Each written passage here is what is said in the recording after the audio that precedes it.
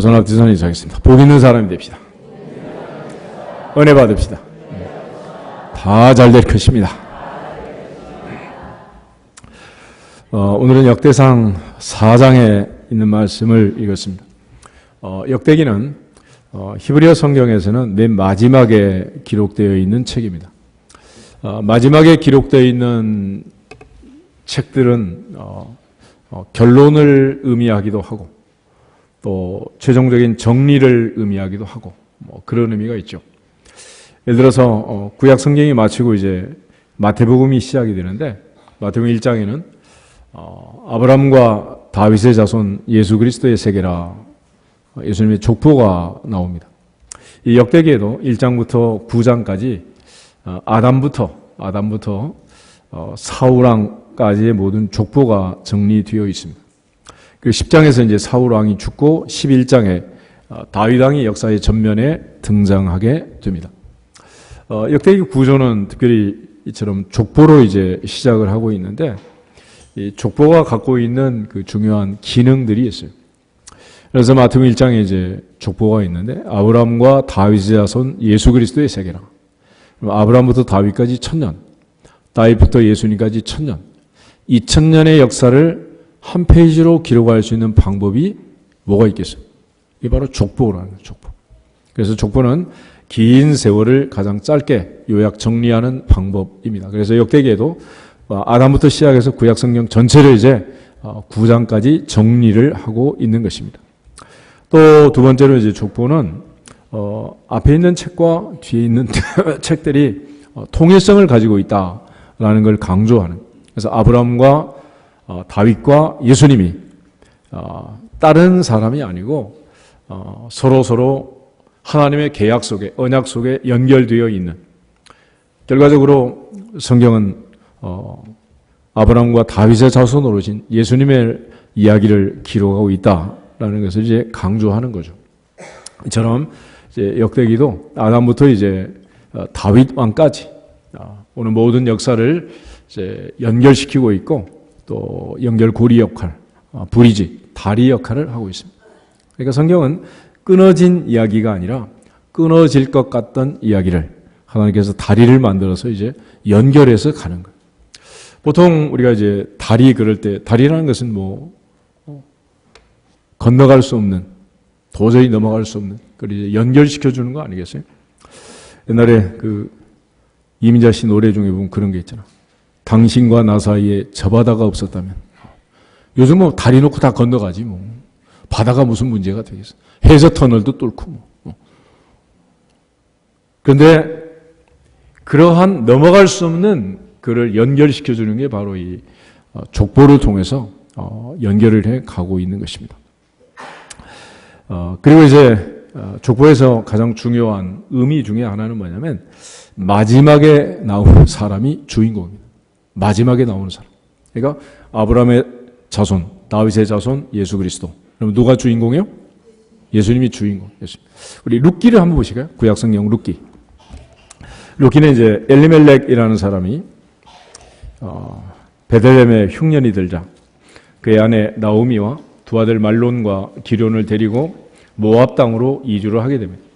가서 살면서 이제 10년 세월이 지나가는데 남편이 먼저 세상을 떠나고 또 두 아들이 장가를 가서 룻과 오르바라는 두 며느리를 보게 되죠.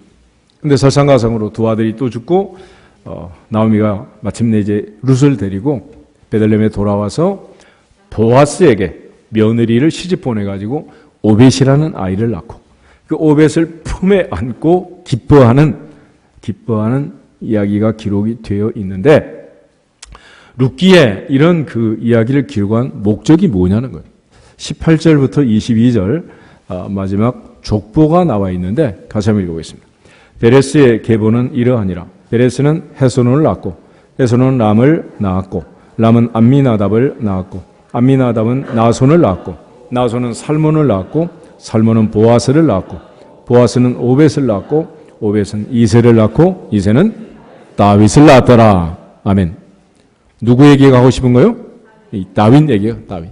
그래서 이제 사무엘 상하에서 이스라엘의 초대왕 사울의 이야기를 먼저 하고 그 다음에 다윗의 얘기를 하고 다윗의 자손들로 인해서 마침내 이제 예수님이 오시기까지의 길목을 정리하고 있는 것입니다.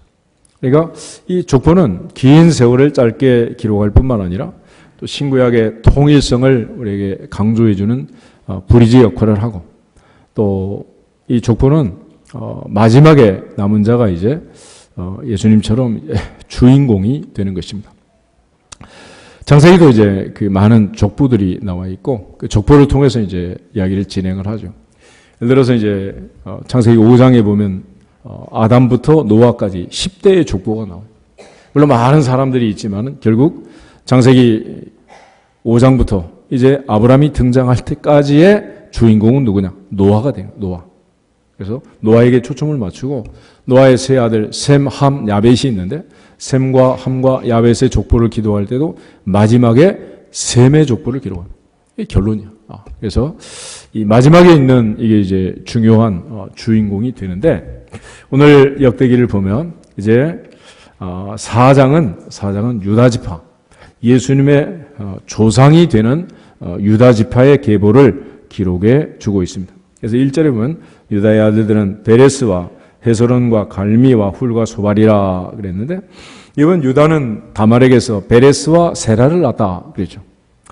유다는 세 아들이 있었는데 장자 엘이 죽고 또 둘째 오난이 하나님의 징계를 받아서 죽고 이제 셀라가 장성해도 소식이 없자 며느리 다말이 면박을 쓰고 가서 유다와 관계를 맺어서 베레스와 세라라는 쌍둥이를 낳게 됩니다.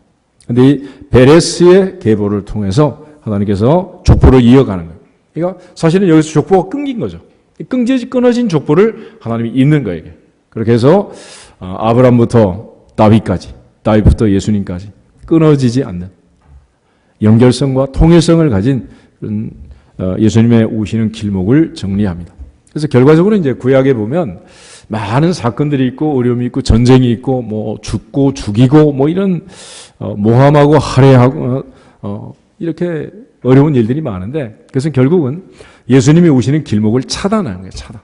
그러니까 사울이 다윗을 죽이려고 그렇게 애를 쓰는 것은 다윗이 그냥 다윗이 아니라 누구의 조상? 예수님의 조상이라고. 그래서 헤롯이 예수님 태어났을 때 2살 이하의 아이들을 베들레헴을 중심으로 해서 모조리 죽이잖아요. 마리아가 해산의 고통이 끝나기도 전에 산모가 산후조리도 못하고 애국으로 피난을 갔다가 이제 갈릴리 나사렛에 와서 예수님의 어린 시절을 보내게 되는데 그처럼 마지막 예수님 태어나는 그때까지 예수님은 살아있어야 돼요? 죽어야 돼요? 세상 사람이 볼 땐 죽어야 돼요. 그래서 마지막에 예수님 십자가에 매달릴 때도 바라바 강도를 놔주고 예수는 십자가에 못 박게 하소서. 십자가에 못 박으소서. Crucify him. 그러면서 예수님은 못 박으라고 난리죠. 그러니까 결국 예수님이 이 땅에 오시지 못하면 오시는 길목만 차단하면 사탄은 이기는 거죠. 그래서 그 길목을 이제 차단하는데 이 족보를 보면 놀랍게 하나님께서 그때마다 역사하셔서 이 족보가 끊어지지 않도록 보아스를 통해서 오벳을 낳고 또 이 보아스를 낳은 사람은 또 여리우성의 기생이었던 라합이야. 그래서 살몬은 라합에게서 보아스를 낳고 보아스는 룻에게서 오벳을 낳고 오벳은 이새를 낳고 이새는 다윗 왕을 낳으니라. 아멘. 하나님이 이제 역사하셔서 그렇게 끊어지지 않도록 하는 겁니다. 그러므로 오늘날도 우리가 특별히 믿음 안에서 가정마다 믿음의 대가 끊기지 않기를 주 이름으로 축복합니다. 오늘 특별히 이제 청년부, 청소년부 같이 지금 예배를 드리기 위해서 다 들어와 있는데 우리가 예배를 같이 드리는 이유 중에 하나도 그런 거예요. 우리가 특별히 뭐 시집 장가만 보내면 전부 다른 교회로 보내고 막 이러는데 그건 바보 같은 짓이야. 대를 끊는 거지. 그건 바보 같은 짓을 하냐고. 그래서 하나님 앞에서 이 대를 이어가는 이게 얼마나 중요한지 몰라. 모두가 다 반성할 건 반성하고 복을 받을 건 받고 거저 받았으니 거저 주어라 하신 말씀처럼 역사적 사명을 가지고 받고 받은 바 그 사랑과 은혜를 축복을 흘려보낼 수 있기를 주 이름으로 축복합니다. 그런데 이제 그 불교나 힌두교 같은 데서는 보통 이제 운명론을 얘기합니다. 운명론. 숙명, 운명, 데스티니, 또 흔히 업까르마라 그러지, 까르마. 그래서 이 업보를 지고 태어나는 운명론을 설파해서 포기를 시키는 겁니다. 그래서 행복을 찾아가는 방법 중에 이런 종교들이 추구하는 방법은 이제 포기시키는 거예요. 포기. 흔히 우리가 그런 말 하죠. 올라가지 못할 나무는 어떻게 해라? 쳐다보지 말아라. 올라가지도 못하면서 계속 쳐다보면은 고통스러운 거예요. 이게. 갈등이 생기고 여러 가지로 문제가 생기고 가출하고 이렇게. 그런데 이제 아예 그런 생각 자체를 품지 않고 포기하면 행복하게 되는 거예요. 그래서 운명론과 숙명론 이런 걸 주장하는 종교에서는 비워라, 내려놔라, 더 비워라 이러면서 자꾸 포기를 시키는 거예요. 인도 같은 데 가도 이제 인더스강이나 겐지지강에서 목욕을 하고 빨래도 하고 그물로 밥을 지어 먹으면서도 행복한 거예요. 왜 그래? 그게 내 운명이라고 믿고 포기해버리니까. 그러니까 우리가 왜 이렇게 힘드냐? 포기를 못해서 힘든 거지. 예를 들어서 뭐 아들 키우고 딸 키우는 것도 대학을 집어넣으려고 학원을 보내니까 생활비가 쪼들리고 힘든 거지. 안 보내기로 포기해버리면 그 돈 가지고 세계 일주하고 누구처럼 그냥 책이나 써서 베스트셀러 만들고 이러면 행복하잖아. 우리는 너무 쳐다보는 게 많아. 그래서 힘든 거예요. 힘들어요. 그래서 대부분의 종교는 그렇게 포기를 시킵니다. 그런데 놀랍게 기독교는 태초에 하나님이 천지를 창조하시니라. 누구든지 그리스도 안에 있으면 새로운 피조물이라. 보라 이전 것은 지나갔으니 새 것이 되었도다. 이렇게 해서 운명을 창조하고 개척하는 거예요. 운명 앞에 포기하는 게 아니라 운명을 거스리고 개조하고 운명을 바꾸는 종교입니다. 할렐루야. 이게 바로 기독교라는 거예요. 그래서 오늘 이제 역대상 4장에 보면 이 유다의 자손들의 족보를 쭉 기록하면서 명단이 나오는데 성경을 읽다 보면 이렇게 이제 족보가 나오고 명단이 나와요. 재밌어요? 재미없어요? 너무 재밌어? 이게 무슨 재미가 있겠어요? 근데 이게 재밌는 방법이 있어요. 신문에도 보면 이제 명단이 나오는 부분이 있잖아. 승진자 명단. 그렇지? 국무총리실. 뭐. 여러 가지 이제 그 명단이 나와. 또 어떤 때는 또 이제 돌아가신 분들, 관혼상제, 이런 부고들이 나오고 그러잖아요. 그런데 거기에 만약에 내 아들이 사법고시 수석해가지고 명단이 나왔어. 졸려, 너무 좋아? 그래도 졸려? 그래도 졸리냐고, 이게. 그러니까 이름이라는 것은 나하고 관계가 되면 너무 빛나는 이름이 되는 거고, 내가 모르는 사람 이름만 쭉 나오면 재미 하나도 없는 거야. 그래서 보통 이제 교회 주보에도 헌금자 명단을 내는 수가 있잖아. 깨알같이 개미보다 작게. 그래도 내 이름은 보여 안 보여? 딱 보이지. 남의 이름 보여 안 보여? 남의 이름 뭐 관심도 없어. 이 사람이 그런 거야, 이게. 그래서 그렇게 이름만 지나가는 이 족보 중에 오늘 본문의 9절 10절을 보면 야베스라는 한 사람이 등장합니다. 바로 이 사람의 운명에 관한 얘기를 지금 하고 있는 거예요. 오늘 본문 9절을 보면 야베스는 어떤 운명의 사람이었느냐, 그는 운명론적으로 살았느냐, 운명을 바꾸었느냐. 9절 말씀을 다 같이 읽어보겠습니다. 야베스는 그의 형제보다 귀중한 자라. 그의 어머니가 이름하여 이르되 야베스라 하였으니 이는 내가 수고로이 낳았다 함이었더라. 아멘. 이 야베스는 그의 형제보다 귀중한 자다. 귀중한 자다. VIP. Very important person이 됐다는. 그럼 어떻게 해서 그의 형제보다 귀중한 자가 되었느냐? 근데 그의 출생에 관한 기사를 보면 그의 어머니가 이름했다 그랬습니다. 보통 이름은 아버지가 짓는데 이 야베스는 엄마가 이름을 지었다는. 근데 엄마가 이름을 지을 때 또 야베스라고 이름을 지은 의미가 있는데, 야베스라 하였으니 이는 왜냐하면 내가 수고로이 낳았다. 수고로이 낳았다. 이 수고로이라는 말은 히브리어로 메오체브라는 말인데, 말은 영어로 번역 in pain, 고통이라는, 고통. 내가 고통 속에 이 아이를 낳았다. 그래서 아이 이름을 고통이라고 지은 거야. 여러분 생각해 보세요. 엄마가 얼마나 힘들었으면 그렇게 이름을 지었겠어. 요즘 이제 이산가족 상봉한다고 뉴스가 뜨던데, 보니까 지난번 그 상봉한 할머니 중에 한 분이 이제 북에 있는 그 할아버지하고 만나서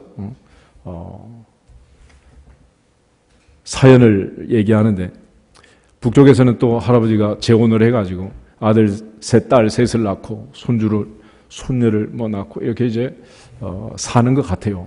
근데 그 딸들의 이름을 자기 누나들의 이름을 딸들한테 붙여가지고 이산 가족이 됐는데, 그 이름을 잊지 않으려고 그렇게 이름을 지어가지고 그랬다. 우리가 이 이름을 보면 이름은 다 의미가 있죠. 그래서 어떤 경우는 이제 하나님이 이름을 바꿔주는 수도 있어요. 아브람은 아브라함이라고 해라. 사레는 사라라고 해라. 야곱은 이스라엘이라고 해라. 사울은 바울로, 시몬은 베드로로 하나님 바꿔주는 수도 있고, 대부분의 경우에 이제 이름은 그 이름 자체가 갖는 의미가 있습니다. 예를 들어 이삭 그러면 이츠하크라는 말은 웃음이란 뜻인데, 100살의 아이를 낳았으니 얼마나 기쁘고 감사한 일이에요. 그래서 기쁨이란 의미의 웃음인데, 사실은 또 사라가 아이를 낳는다고 누가 얘기를 하고 그런 기대를 할 수가 있겠어요. 그래서 사실은 사라 할머니가 100살에 아브라함에게 아들을 낳을 거다 그러면 사람들이 그러냐고 박수 치겠어요? 비웃겠어요? 그래서 비웃음이 진짜 웃음으로 바뀐 그게 바로 이삭의 이름이 갖고 있는 사연이에요. 그런데 이 야베스라는 이름은 이제 엄마가 이렇게 고통스럽게 낳았다는, 사연이야 구체적으로 이제 알 수는 없지만 아들의 이름을 야베스라고 짓고, 야베스가 이런 이름을 가지고 이제 살아야 되는 그런 운명 속에 태어나게 된 거예요. 요즘 우리 뭐 흙수저, 뭐 금수저 그러는데 이런 거는 무슨 수저요? 뭐라고 얘기해야 되겠어, 이게? 뭐 수저라고 할 수도 없지 뭐. 맨손으로 먹는 거지 뭐. 그러지 않겠어. 그런데 이 야베스, 이렇게 태어난, 이 고통 속에 태어난 이 야베스가 그의 형제보다 귀중한 자가 됐다. 어떻게 해서 그는 그의 운명을 거스리고 운명을 바꾸고 이렇게 위대한 인물이 되었는가? 그를 10절이 가르쳐 주는 거예요. 오늘 우리 청년들, 청소년들은 이 말씀을 잘 보고 내 인생을, 운명을 하나님의 은혜로 또 야베스처럼 바꾸어서 모두가 다 인생을 살면서 VIP, MVP가 되기를 축복합니다. 이것이 우리가 하나님을 믿고 섬기는 귀중한 이유예요. 먼저 이제 10절에 보면 야베스가 이스라엘 하나님께 아뢰어 이르되 이랬습니다. 야베스는 자기 운명을 극복하기 위해서 이스라엘 하나님을 찾았다. 만약에 요즘 같은 세상에서 이렇게 고통스럽고 이렇게 힘들다면 옥상으로 한강으로 가기가 쉽지 하나님을 찾는 사람 몇 사람이 되겠어요? 시편 기자가 고난당한 것이 내게 유익이라 얘기했던 것은 그것 때문에 내가 주의 율례를 배우게 되었습니다. 야베스는 이 고통의 세월, 고난의 때 이 힘든 인생의 문제를 가지고 하나님을 찾는 계기를 만든 것입니다. 그래서 그의 인생이 바뀌게 된 거예요. 우리가 하나님을 진짜로 만나면 진짜로 바뀝니다. 80의 모세는 떨기나무 불꽃 가운데서 하나님을 만났고 그는 새로운 인생을 살고 출애굽의 지도자가 됩니다. 사도 바울은 해보다 더 밝은 빛으로 오신 예수님을 다메섹 도상에서 진짜로 만났고 그는 사흘 동안에 식음을 전폐하고 금식하고 눈에 비늘이 벗겨지면서 3일 후에 다메섹에 들어가서 그때부터 복음을 전하는 놀라운 일을 경험하게 됩니다. 이처럼 우리가 내 인생을, 운명을 바꾸려면 하나님을 찾아야 한다. 그래서 우리가 특별히 사람 찾는 버릇을 고치고 하나님을 찾기 시작하면 거기서부터 운명이 바뀔 줄로 믿습니다. 여호와를 찾으라 그러면 살리라. 베델을 찾지 말고 길갈로 들어가지 말고 브엘세바로도 나가지 말라. 너희는 나를 찾으라 그러면 살리라. 아모스 선지자의 말씀처럼 우리가 하나님을 찾으면 산다는. 이 야베스는 하나님께 나갔다. 그런데 어떤 하나님? 이스라엘 하나님 그랬습니다. 좀 전에 했지만 이스라엘은 그냥 이스라엘이 아니고 야곱이 하나님 앞에 야뽕나루터에서 밤을 새고 기도했고 하나님께서 그에게 바꾸어 준 이름. 너는 오늘부터 야곱이라 하지 말고 누구라고 해라? 이스라엘이라고 해라. 그래서 야곱을 이스라엘로 바꾸신 그 이스라엘의 하나님을 찾아 나간 거예요. 믿어지시기를 축복합니다. 여기서 이제 신관이 중요한데, 우리가 하나님께 기도한다고 해도 내가 믿는 하나님이 어떤 하나님인가? 내가 믿는 하나님이 어디에 계시는 하나님인가? 내가 믿는 하나님의 능력이 어느 정도인가라는 것을 우리가 스스로 제안하면 하나님께서도 역사할 수가 없는 거예요. 나사렛 사람들은 예수님이 왔을 때 예수님을 거부하고 거절했습니다. 그렇기 때문에 예수님은 그 동네에서 더 이상 많은 사람을 고칠 수도 없었고 많은 능력을 행할 수도 없었어요. 오늘 우리가 믿는 하나님, 그 하나님이 어떤 하나님인지, 전능하시는 하나님, 천지를 창조하시는 하나님. 오늘도 우리가 신앙 고백을 했지만 나는 전능하사 천지를 만드신 하나님 아버지를 믿습니다. 믿으십니까? 진짜로 믿으면 인생이 바뀐다. 진짜로 그렇게 고백하면 바뀌는 거예요. 열왕기상 8장을 한번 보겠습니다. 열왕기상 8장을 보면 솔로몬이 하나님의 성전을 짓고 성전 봉헌 기도를 하는 내용이 기록이 되어 있습니다. 그 중에 27절부터 30절을 보면 솔로몬의 신관을 엿볼 수가 있는데, 보통 이제 사람들이 내가 믿는 하나님, 그 하나님이 누구신가라는 걸 이제 분명히 믿고 고백을 해야 되는데, 27절부터 30절 솔로몬의 하나님, 어떤 하나님인지 같이 한번 읽겠습니다. 하나님이 참으로 땅에 거하시리이까? 하늘과 하늘들의 하늘이라도 주를 용납하지 못하겠거든. 하물며 내가 건축한 이 성전이 오리이까? 그러나 내 하나님 여호와여, 주의 종의 기도와 간구를 돌아보시며 이 종이 오늘 주 앞에서 부르짖음과 비는 기도를 들으시옵소서. 주께서 전에 말씀하시기를 내 이름이 거기 있으리라 하신 곳 이 성전을 향하여 주의 눈이 주야로 부시오며 주의 종이 이곳을 향하여 비는 기도를 들으시옵소서. 주의 종과 주의 백성 이스라엘이 이곳을 향하여 기도할 때에 주는 그 간구함을 들으시되 주께서 계신 곳 하늘에서 들으시고 들으시사 사하여 주옵소서. 아멘. 하나님은 성전을 짓고 여호와는 성전에 계신다. 그의 이름을 영원히 그곳에 두겠다라고 약속했지만 성전을 건축한 솔로몬은 이렇게 고백합니다. 하늘과 하늘들의 하늘이라도 주를 용납할 수 없는데 하물며 내가 건축한 이 작은 성전 안에 하나님이 갇혀 있을 수 있겠습니까? 우리가 이 성전에서 이 성전을 향하여 기도할 때 하나님은 하나님의 계신 곳 하늘에서 들으시고 사하여 주옵소서. 할렐루야. 이게 솔로몬의 신관이에요. 솔로몬은 이런 신관을 어디서 배웠을까? 그의 아버지 다윗의 신앙에서 물려받은 거예요. 시편 139편을 보겠습니다.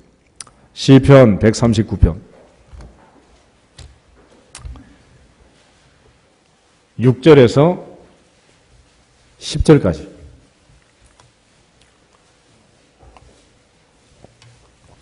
시편 139편 6절부터 10절 같이 읽겠습니다. 이 지식이 내게 너무 기이하니 높아서 내가 능히 미치지 못하나이다. 내가 주의 영을 떠나 어디로 가며 주의 앞에서 어디로 피하리이까? 내가 하늘에 올라갈지라도 거기 계시며 스올에 내 자리를 펼지라도 거기 계시니이다. 내가 새벽 날개를 치며 바다 끝에 가서 거주할지라도 거기서도 주의 손이 나를 인도하시며 주의 오른손이 나를 붙드시리이다. 아멘. 이것은 다윗의 시편인데 다윗의 고백을 보면 하나님은 하늘에도 계시고 바다 끝에도 계시고 우주 공간에 충만하시고 계시지 아니한 곳이 없다. 그의 아버지의 신앙을 물려받은 솔로몬은 하늘과 하늘들의 하늘이라도 주님을 용납할 수 없습니다. 주님은 주의 계신 곳 하늘에서 들으시고 내 기도를 응답해 주십시오. 우리 모두가 다 전능하신 하나님, 천지를 창조하신 그 하나님을 믿고 내가 믿은 그 하나님, 여호수아처럼 나와 내 집은 오직 여호와를 섬기겠노라 고백하면서 자녀들의 신앙생활에 하나님이 누구신가를 분명히 믿고 고백할 수 있도록 바른 신관을 물려주기를 주 이름으로 축복합니다. 세상에 많은 사람들이 살아가는데 그들을 움직이는 가장 중요한 소프트웨어는 결국은 신관이에요. 신관. 내가 어떤 신을 믿느냐에 따라서 인생이 달라지고 운명이 달라질 수밖에 없는 것입니다. 오늘 야베스는 바로 그 이스라엘 하나님을 찾아와서 하나님 앞에 기도하고 아뢰고 있는 거예요. 야곱을 이스라엘로 바꾸신 그 하나님, 내 운명도 바꿀 줄로 믿습니다. 하나님의 절대 주권을 믿고 야베스는 하나님을 찾아와서 간절히 기도한 것입니다. 오늘 야베스가 운명을 바꾼 이 기도를 잘 살펴보면서 하나님의 자녀의 권세를 회복하고 자존감과 자신감을 갖고 새롭게 새 출발할 수 있기를 주님의 이름으로 축복합니다. 그러면 야베스가 하나님께 나갈 때 그냥 간 게 아니라 거기 보면 기도 제목이 있어요. 4가지 제목을 정해서 나갔는데 첫 번째는 주께서 내게 복을 주시려거든 그랬습니다. 주께서 내게 복을 주시려거든. 두 번째는 나의 지역을 넓히시고 세 번째는 주의 손으로 나를 도우사. 마지막은 나로 환난을 벗어나 내게 근심이 없게 하옵소서. 이 4가지 기도 제목을 정했어요. 첫 번째로 그가 하나님께 기도할 때 주께서 내게 복을 주시려거든 이라고 했는데 야베스는 하나님께 복을 구했습니다. 내 운명을, 내 인생을 바꾸기 위해서는 사람이 주는 복을 가지고 바꿀 수 없는, 사람에게 복을 빌어서 사람이 한 푼 두 푼 주는 그걸 모아서 내 운명이 바꿀 수가 없다. 그래서 그는 하나님 앞에 복을 구했고 그는 하나님의 복을 받아 운명을 바꾸기로 결심한 거예요. 이처럼 하나님을 찾아 나가서 하나님 앞에 복을 달라고 간절히 기도하는 야베스의 모습을 보면서 사슴이 시냇물을 찾기에 갈급함처럼 항상 여호와 하나님을 찾는 믿음의 사람들이 되기를 축복합니다. 그런데 우리가 흔히 이렇게 복을 달라 그러면 또 어떤 사람은 기복신앙 그래. 기복신앙. 근데 기복신앙은 우리가 가지면 안 되는 거고 또 기복신앙을 갖는다고 해서 복을 받을 수도 없는 거예요. 근데 기복신앙이 뭐냐 이걸 잘 아셔야 되는데 우리는 지금 이제 그야말로 기독교가 들어온 지 불과 이제 120년, 130년 얼마 되지 않았습니다. 모두 다 5,000년의 역사 속에서 우리는 우상을 섬기고 우상 앞에 복을 달라던 기복 종교를 가진 그런 민족이란 말이에요. 그런데 기복신앙은 다시 말하면 하나님 앞에 복을 달라는 게 기복신앙이 아니고 복을 줄 수 없는 우상 앞에 복을 달라고 기도하고 복을 못 받는 신앙, 그게 기복신앙이에요. 하나님께 복을 주시는, 복 주시기를 원하신 그분 앞에 기도해서 복을 받는 것은 복 있는 사람. 아멘? 복을 줄 수 없는 우상 앞에 복을 달라고 비는 사람은 불쌍한 사람. 그렇지? IMF 때 해인사에 동양 최대 불상을 만든다고 그랬었잖아요. 가본 적이 없으니까 이제 만들었냐 안 만들었냐 모르겠지만 그렇게 동양 최대 불상을 만들고 복을 달라고 비는 사람들이 기복신앙. 동양 최대로 불쌍한 사람. 그런 것이. 복을 주시기를 원하시는 하나님. 대제사장을 통해서 이렇게 매일같이 기도하라고 하잖아요. 여호와는 내게 복을 주시고 너를 지키시기를 원한다. 여호와는 내게 복을 주시고 너를 지키시기를 원한단 말이에요. 여호와는 그 얼굴을 내게 비치사 은혜 베푸시기를 원한다. 여호와는 그 얼굴을 내게로 향하여 드사 평강 주시기를 원한다. 아멘. 그 하나님 앞에 복을 구하고 복을 받는 사람은 복 있는 사람. 시편에서도 복 있는 사람은 그랬잖아요. 복 있는 사람은 예수께서 팔복을 얘기할 때도 복 있는 사람은 심령이 가난하다. 복 있는 사람은 의에 줄이고 목마르다. 복 있는 사람은 온유하다. 복 있는 사람은 복 있는 사람. 모세는 세상을 떠나면서 이스라엘 향하여 마지막에 신명기 33장 29절 마지막에 가서 이렇게 이스라엘아 너는 어떤 사람이다? 복 있는 사람이로다. 할렐루야. 우리 인사하겠습니다. 복 있는 사람이 됩시다. 기복신앙은 하나님께 복을 달라는 사람이 아니라 우상한테 복을 달라는 사람. 그럼 왜 그 기복신앙이 문제냐? 시편 115편을 보겠습니다.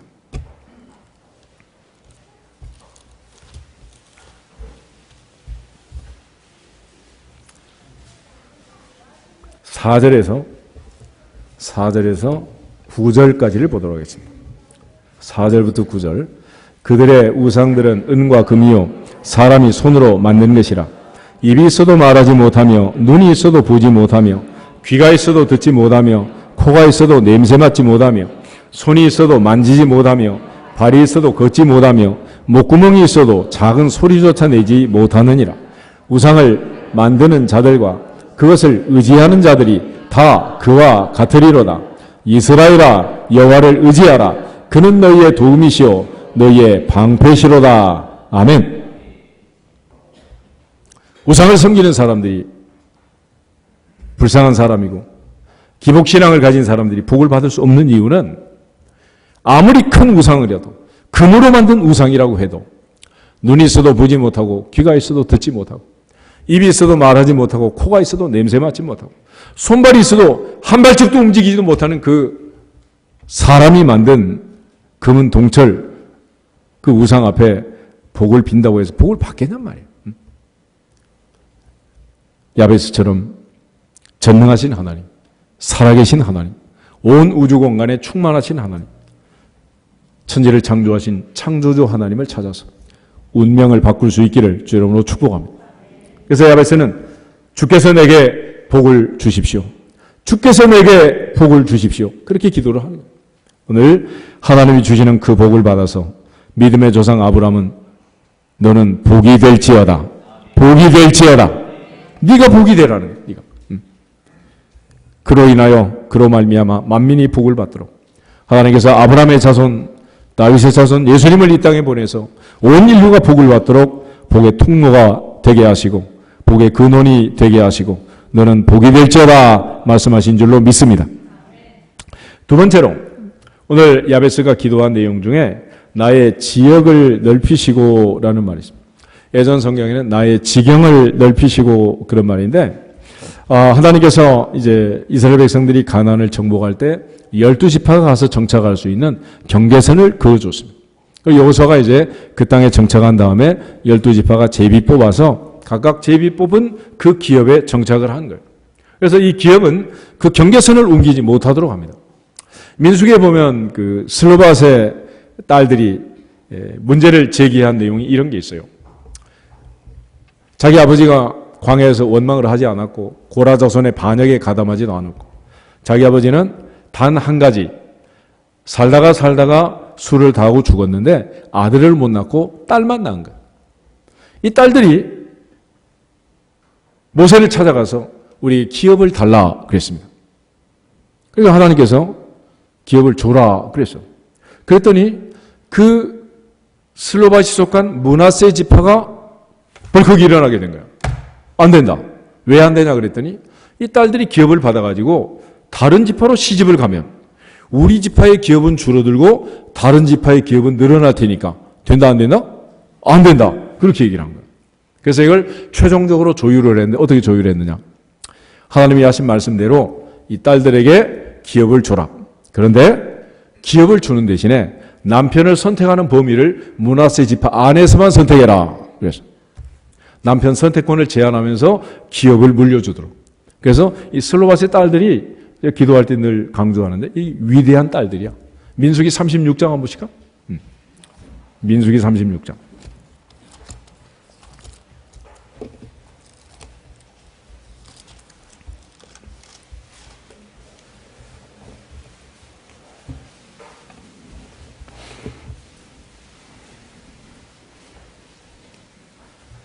(5절부터 9절을) 보도록 하겠습니다. 모세가 여호와의 말씀으로 이스라엘 자손에게 명령하여 이르되 요셉 자손 지파의 말이 옳도다. 슬로보앗의 딸들에게 대한 여호와의 명령이 이러하니라. 이르시되 슬로보앗의 딸들은 마음대로 시집 가려니와 오직 그 조상 지파의 종족에게로만 시집 갈지니 그리하면 이스라엘 자손의 기업이 이 지파에서 저 지파로 옮기지 않고 이스라엘 자손이 다 각기 조상 지파의 기업을 지킬 것이니라 하셨나니 이스라엘 자손의 지파 중 그 기업을 이은 딸들은 모두 자기 조상 지파의 종족되는 사람의 아내가 될 것이라. 그리하면 이스라엘 자손이 각기 조상의 기업을 보존하게 되어 그 기업이 이 지파에서 저 지파로 옮기게 하지 아니하고 이스라엘 자손 지파가 각각 자기 기업을 지키리라. 아멘. 그래서 보통 이렇게 이제 기사가 끝나는데 이 딸들이 하도 귀한 딸들이라 그 밑에 이름을 기록해 놨어요. 10절, 11절 두 절을 다시 한번 더 보겠습니다. 슬로밧의 딸들이 여호와께서 모세에게 명령하신 대로 행하니라. 슬로밧의 딸 말라와 디르사와 호글라와 밀가와 노아가 다 그들의 숙부의 아들들의 아내가 되니라. 아멘. 그 위대한 딸 5공주가 나와 있어. 말라, 디르사, 호르가, 밀가, 노아. 이렇게. 그러니까 기업을 지킨다는 것 중요해 안 중요해? 그 누구도 옮길 수가 없었습니다. 이것뿐만 아니라 열왕기상 21장 한번 찾아보세요. 열왕기상 21장을 보면 우리가 아는 그 나봇의 포도원 사건이 있잖아요. 나봇이라는 사람이 돌에 맞아 죽게 된 이유가 뭐냐? 바로 이 기업을 지키려다가 죽은 거예요. 1절부터 3절까지만 같이 읽어보겠습니다. 열왕기상 21장. 그 후에 이 일이 있으니라. 이스라엘 사람 나봇에게 이스라엘에 포도원이 있어 사마리아의 왕 아합의 왕궁에서 가깝더니 아합이 나봇에게 말하여 이르되 내 포도원이 내 왕궁 곁에 가까이 있으니 내게 주어 채소밭을 삼게 하라. 내가 그 대신에 그보다 더 아름다운 포도원을 내게 줄 것이요 만일 내가 좋게 여기면 그 값을 돈으로 내게 주리라.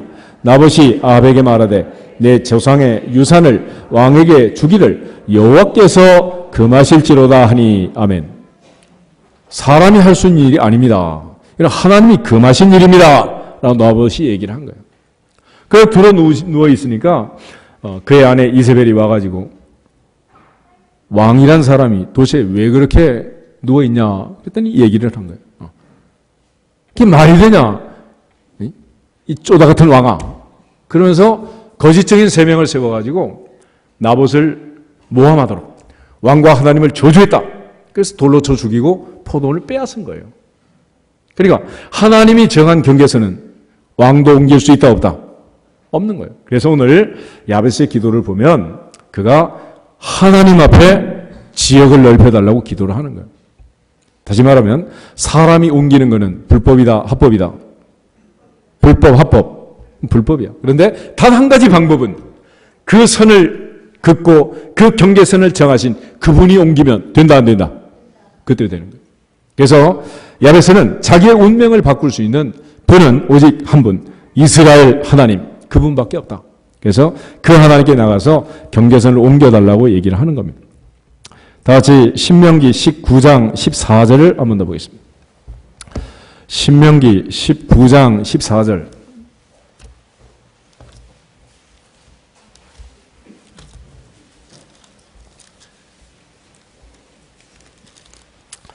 신명기 19장 14절. 내 하나님 여호와께서 내게 주어 차지하게 하시는 땅, 곧 내 소유가 된 기업의 땅에서 조상이 정한 내 이웃의 경계표를 옮기지 말지니라. 아멘. 그 다음에 신명기 27장 17절. 27장 17절을 다시 봅니다. 그의 이웃의 경계표를 옮기는 자는 저주를 받을 것이라 할 것이요 모든 백성은 아멘 할지니라. 아멘. 이처럼 경계표는 아무도 옮길 수 없었습니다. 한 번 결정되면 그게 자손 대대로 내려가는 거예요. 그래서 야베스는 하나님께 나가서 두 번째로 나의 지역을 넓혀 주십시오. 주께서 나의 지경을 넓혀 주십시오. 할렐루야. 그러므로 오늘도 우리가 우리의 운명에 대해서 이러쿵저러쿵 말할 필요가 없어요. 누가 바꾸시면 되는 거예요? 그분이 바꾸시면. 그분이 열면 닫을 자가 없고 닫으면 열 자가 없다. 그러므로 오늘부터 사람 찾는 버릇을 멈추고 하나님 찾는 버릇을 들이면 운명이 바뀔 줄로 믿습니다. 그러면 인사하겠습니다. 사람을 찾지 말고 하나님만 찾읍시다. 운명을 바꿉시다. 할렐루야. 그럼 바뀌는 거예요. 이것이 신구약 성경의 모든 운명을 바꾼 사람들의 스토리의 근간이 되는 내용입니다. 세 번째는 주의 손으로 나를 도우사. 주의 손으로 나를 도우사. 주님의 손으로 나를 도와주세요. 도움을 청하는 거예요. 주님의 손으로 나를 도와주세요. Help me, give me. 사람을 찾아다니면서 그러는 사람 뭐라 그래? beggar, 거지. 그러지. 그런데 하나님을 찾아서 도와주세요 하나님을 찾아서 주세요 하는 사람은 기적의 주인공, 간증의 주인공, 축복의 주인공, 능력의 주인공, 할렐루야, 운명을 바꾸는 주인공들이 되는 거예요. 그러므로 전능하신 하나님 앞에 하나님을 찾는, 하나님의 선한 손에 도우심을 받는 주인공들이 되기를 주의 이름으로 축복합니다. 오래가니 잘 되면 내 탓이고 잘못되면 조상 탓이다, 그런 말을 하죠. 에스겔 18장에 보면 바벨론 포로로 잡혀갔던 이스라엘 백성들이 이런 얘기를 했습니다. 우리는 왜 여기 이렇게 끌려왔느냐? 왜 우리가 예루살렘에 살지 못하고 여기서 포로 생활을 하느냐? 그러면서 그들이 그때 당시에 유행하던 속담 하나가 있었어요. 그것은 아버지가 신포도를 먹으면 아들의 이가 시다 그랬어요. 점심 때 이제 신포도를 사다가 한번 테스트를 한번 해봐. 엄마 아빠가 신포도를 먹으면 아들 딸 이빨이 신지. 다시 말하면 조상 탓 해라 하지 말아라? 하지 말라는. 하지 말라. 그래서 이제 잘 되면 조상 탓이고 못 되면 다 내 탓이야. 우리 모두가 하나님 앞에서 받은 바 그 사랑과 은혜를 깨닫고, 특별히 아버지, 어머니, 할머니, 할아버지 우리에게 베푸신 그 사랑과 은혜를 깨닫고 감사하시기를 축복합니다. 저는 늘 조상의 은덕을 참 많이 생각을 하는데, 그 옛날 초기에 선교사들이 들어왔을 때 아무도 영접하지 않고 또 아무도 모르던 그 선교사들, 시골에만 할머니, 할아버지, 노인들이 뭘 알겠어, 일자무식인 사람들. 그런데 예수 믿고 구원받아서 하나님의 은혜를 얼마나 주셨는지. 나는 서 있고 여러분 앉아 있잖아. 다 잘 되면 누구 탓이야? 하나님의 은혜고, 조상의 은혜고, 아버지 어머니의 은혜고, 할렐루야. 안 되면 내 탓이 안 되면. 근데 우리는 이걸 자꾸 뒤집어서 얘기를 한단 말이야. 뒤집어서. 오늘부터는 아비가 신포도를 먹어서 아들에게 시다, 그런 말 하면 안 돼. 신포도 먹은 그 사람만 시다. 아멘? 바뀌는 거예요. 그래서 오늘 야베스는 하나님의 도우심을 바란 겁니다. 시편 146편 3절에서 5절을 보겠습니다. 시편 146편 3절부터 5절.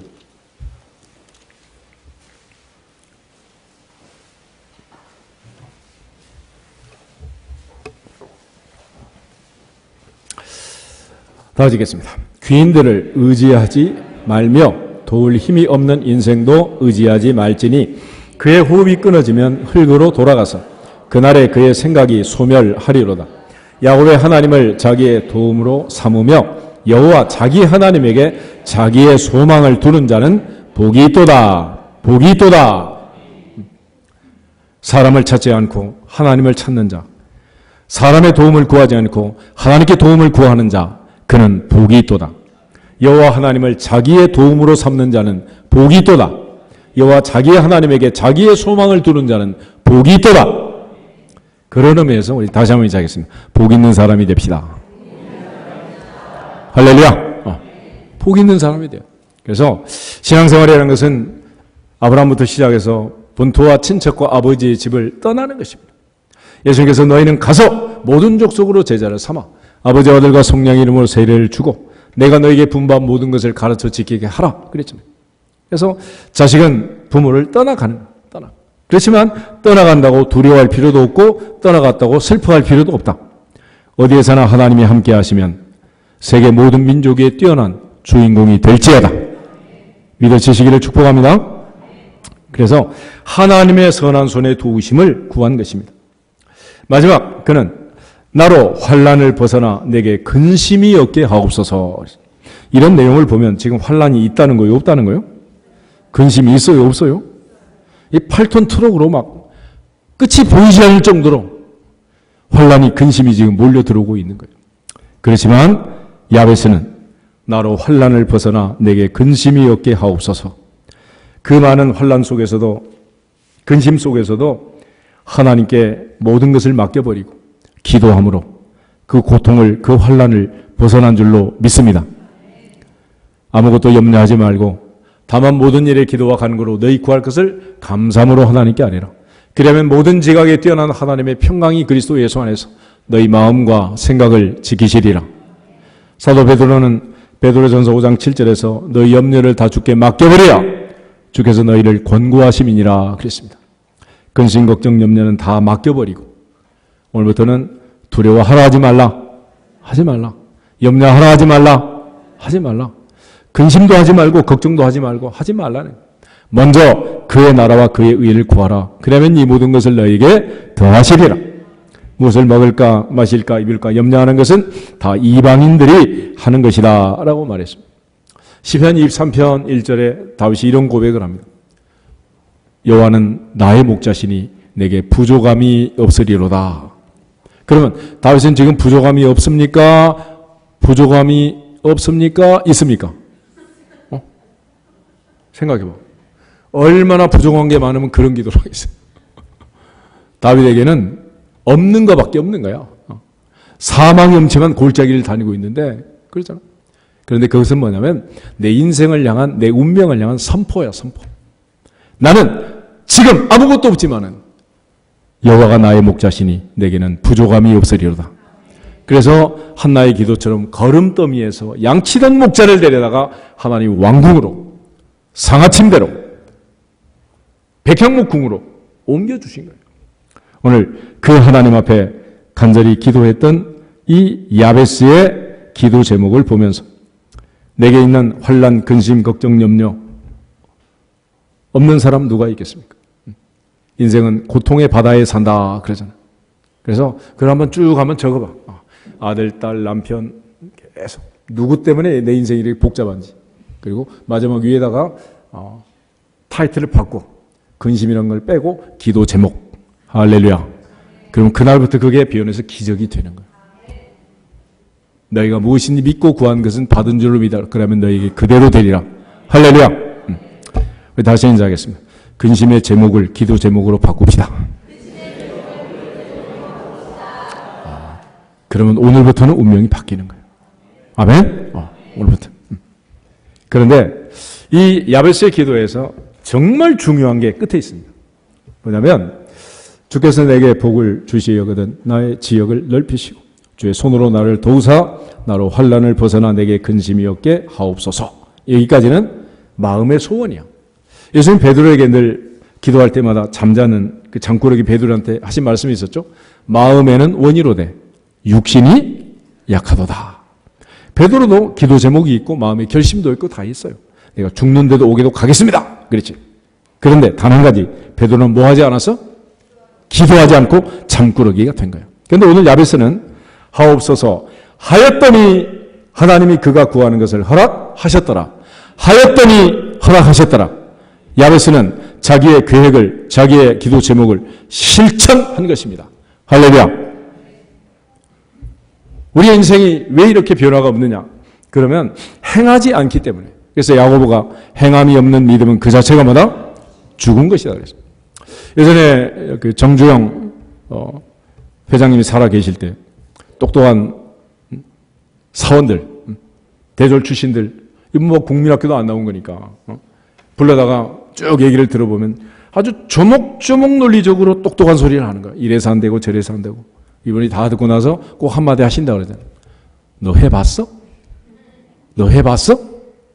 해봤냐고. 해보고 나서 된다 안 된다 해야지. 해보지도 않고 안 된다는 거야. 해보지도 않고 안 된다는 거야.